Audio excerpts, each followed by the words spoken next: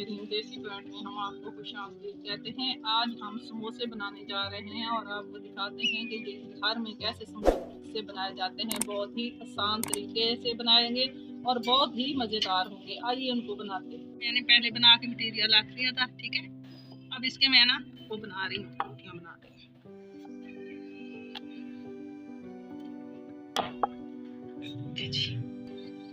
ये देखें जी, अब इनको हमने ऐसे काट देना है, ठीक है।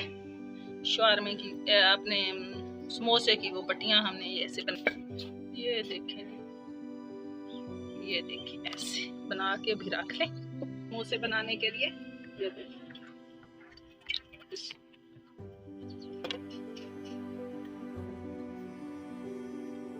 ये देखें जी, ये अब समोसे तैयार हो गए हैं।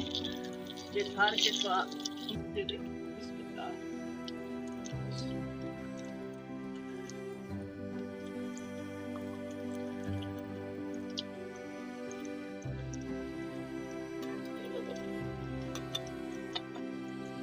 ये मज़ेदार से समोसे हमने तैयार कर रही हैं। साथ हमने दही की चटनी बनाई है जिसमें हरी मिर्च, पुदीना और हरा धनिया डाल के ग्राइंड कर दिया है, ठीक है।